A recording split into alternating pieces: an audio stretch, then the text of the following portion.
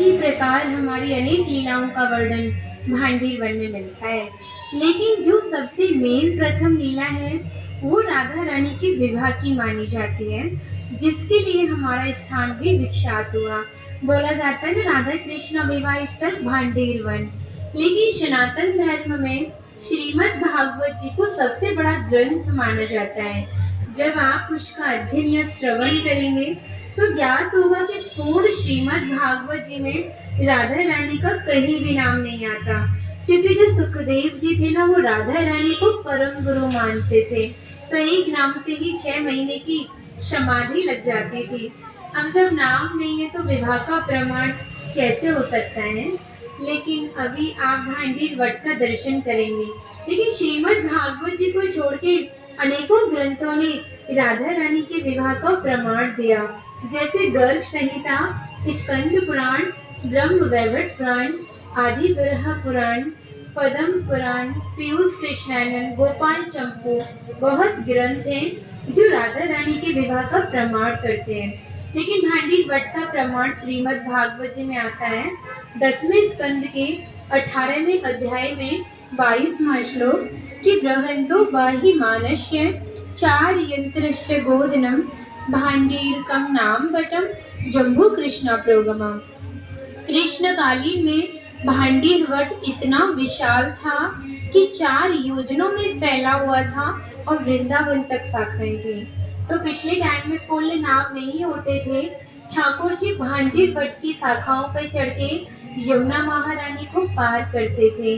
मान्यता बताई जाती है कि ठाकुर जी की 9 लाख गाय यहाँ भांडीर वन में बैठ के विश्राम करती थी। तो माताएं जो भी प्रसादम रखती थी, सभी ग्वाल वाल एकीकृत होकर दोपहर का भोजन लेते थे। और आप कभी किसी विवाह में जाते हो तो बिना प्रसाद के नहीं आते। आप तो लाडली जी की विवाह स्थली आए हो, तो बिना प्रसाद के कैसे जा सकते हो। यहाँ पर जो दुर्वासा मुनि थे, जो कि दूब घास का पान करते थे, ब्रजांगनाओं ने, ब्रज गोपिकाओं ने इसी भांडीर वन में उनको 56 प्रकार के व्यंजन खिलाए थे। यहाँ पर राधा कृष्ण में मल्ल क्रीड़ा हुई। तय किया गया कि जो भी हारेगा उसको भंडारा करना होगा। ठाकुर जी हार गए थे राधा रानी से, तो ग्वाल वालों के साथ मिलके यहाँ पे भंडारा किया। उसी के नाम पर इस स्थान का नाम भांडीर वन पड़ा। तो यहाँ पे सबसे बड़ा विशेष फल भंडारे का माना जाता है। अधिकांश भक्तों के मन में विचार होता है कि जहाँ पे ठाकुर जी ने भंडारा किया वहाँ पर हम भी करें। जो पूर्ण सक्षम होते हैं वो करते हैं, जो नहीं है वो हमारे भंडारे में ही दान डालते हैं, जिसे हम अपनी दिनचर्या में लेते हैं और भक्तों को प्रसाद खिलाते हैं। यहाँ पर ठाकुर जी ने ब्रजवासियों से टूक मांग के पाए, जिसका नाम दिया मधुकरी, जो कि आज भी संत ब्रजवासियों से भिक्षा कर जो भोजन मांग के पाते हैं उसी को मधुकरी कहते हैं। तभी शास्त्रों में बताया कि जब तक ब्रजवासी की कृपा नहीं होगी, ठाकुर जी कृपा बड़ी दूर की बात है। सर्वप्रथम ब्रजवासी की कृपा होना बहुत जरूरी है, जो भी ठाकुर जी कृपा करते हैं, क्योंकि इसी से अभिमान का नाश होता है, भक्ति प्राप्त होती है, जो कि बहुत ही दुर्लभ है। अगर ब्रजवासी कृपा करें तो सहज ही भक्ति प्राप्त हो जाती है।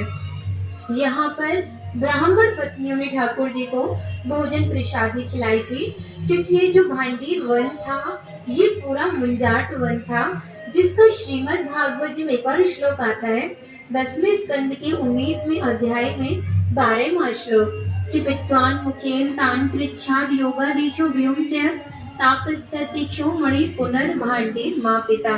पूरे जंगल में आग लग गई थी, तो ग्वालवाल उसी अग्नि से जलने लगे।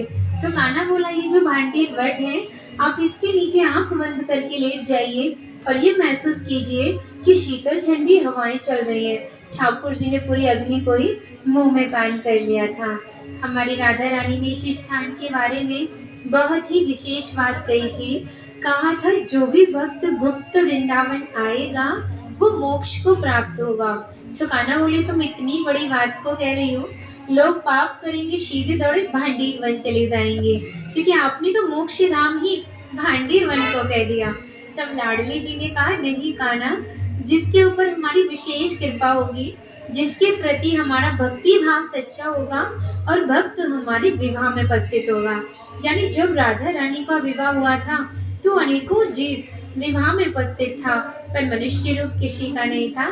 तो भक्त अपने आप को कीड़े मकोड़े, घास फूस, पतझड़, पक्षी इत्यादि मानते हैं। जो भक्त उनके विवाह में उपस्थित थे, उन भक्त की पहचान है कि वो कई बार वृंदावन आते हैं। जब जाके गुप्त वृंदावन आते हैं और डायरेक्ट नहीं आएंगे, बीच में माध्यम जरूर रहेगा। सारा श्रेय उसी माध्यम को जाएगा जो आपको ऐसे दिव्य स्थान पर पहुंचाएगा। और जो भी भक्त भांडी वन में प्रवेश करेगा, यहाँ की प्रसादी पाएगा और एक रात्रि निवास करेगा, वो इस ब्रज गोलोक धाम से ठाकुर जी के गोलोक धाम में जाएगा। क्योंकि इसका भी एक श्लोक आता है कि एकादशंतु भांडेरम, ब्रज में 12 वन है, 24 उपवन। तो जो 12वां वन है, वनों का मेन केंद्र वृंदावन, जहाँ पे सभी भक्त आते हैं और चली जाते हैं। और जो 11वां वन है वो भांडेर वन है। फिर कहा था योगी नाम प्रियम उत्तमम, संत महात्माओं को ये वन अति प्रिय है। फिर कहा था तस्य दर्शन मात्रे, जिसके दर्शन मात्र से ही नरोगरम न गच्छति, दोबारा किसी भी माँ के गर्भ में जाना नहीं पड़ता। फिर कहा था भांडीरम समन प्राप्त बनाना वन उत्तमम, यानी ये जो भांडीर वन है, ये सभी वनों में सबसे उत्तम और श्रेष्ठ वन है, क्योंकि ये हमारे प्रिया जी की विवाह स्थली है।